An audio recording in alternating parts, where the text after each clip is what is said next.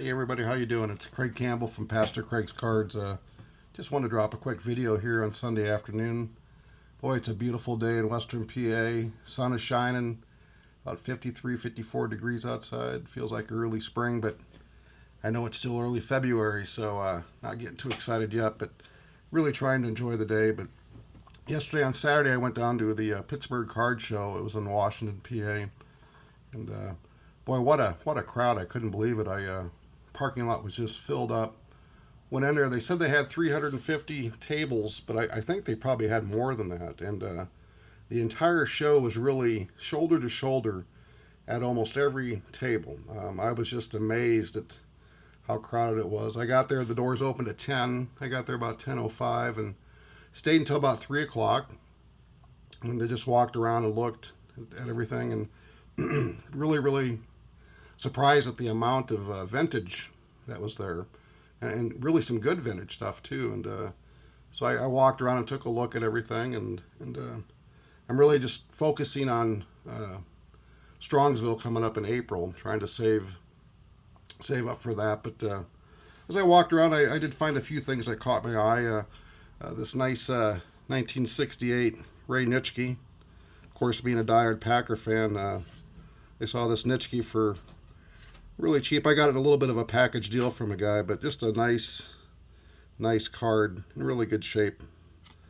68 Nitschke, so I was real happy to pick that up for not a whole lot. And then, of course, I saw this 1960 pitching leaders with Warren Spahn and Lou Burdett on there, and I really like that. Vern Law.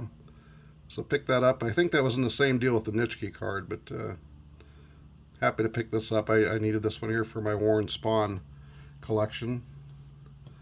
And you saw this 51 Bowman, Del Crandall. He was a Milwaukee Braves catcher.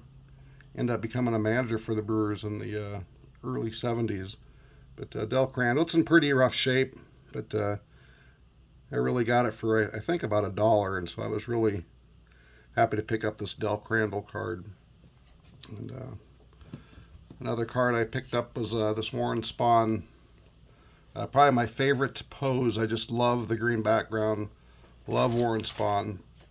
And this one here. And again, this was not too much money. And I'm going to probably get a little bit of a nicer one, but I really wanted to pick this one up at the price. I just said I can't resist. You can see there's some creases and some marks, but yeah, the card is well loved, and I'm going to love it as well. And one thing I was happy to pick up was the 66 rub-offs, and Eddie Matthews, 1966 tops and rub-offs. And I got it for a little bit of a package deal on that, but it's in pretty good shape. I was happy to get it. The guy had a stack of them. I kind of wish I would have bought a few more of them. And so I was happy to pick up this Eddie Matthews 66 Topps rub-off stamp. I've never really seen those before, I'll be quite honest with you. And picked up this 1959 Musial wraps out his 3,000th hit. And again, I talked to a guy, and I bought a few cards from him, and he gave me a really good price on this. So I was happy to pick this up. Anytime you can get a Musial at that price, I'm going to go for it. And you know, it's not the best card, but I'll tell you what, I like it a lot. I just love the baseball thrills, the artwork that's on those. I enjoy that. And I got this 58 Warren Spahn All-Star, and that's a nice little card, and looks to be in decent shape. I was happy to pick that up. So nice 58 Spahn All-Star. And then last but not least, I picked up this Campanella, and it's my first Campanella card, the 61. And got this for a really decent price. I think it was thrown in on a lot price. I picked up 4 or 5 cards from the same guy, but this nice Campanella. And it's got a little bit of a crease back here, but I'm okay with that. The front of the card looks really nice, and was happy to get that. And there was a few other ones that I picked up as well, but I just wanted to drop a quick video. And I was really encouraged with the attendance at that card show and the amount of cards that were being bought, the vintage that was being purchased. I talked to a couple dealers as I was going through their boxes, and one guy was from New York, and he said he couldn't believe how quick the Clementes were moving, and he'd sold almost all of his Clemente cards, and he said he came down with quite a few, but he was really surprised at how fast they went. Another dealer I talked to, he said the Mickey mantles were going. He had a nice collection of mantles, and he told me that he'd sold, I believe, 6 Mickey mantles, and that was about 2 in the afternoon. And another guy had a big stack of 52 Topps Commons, and I went through there. I picked out 1 or 2 that I needed, but he said that somebody came along and bought, I believe he had a stack of 25, and somebody bought all of those, and there were just a lot of nice cards there. And for people that say the hobby's struggling right now, when I saw what was going on in Pittsburgh, I was really, really encouraged. And so for right now, my buying's done. I'm looking to be saving for Strongsville coming up in April. And I'm trying to narrow down my list. I want to be really focused because I can suffer with what I call FOMO, fear of missing out.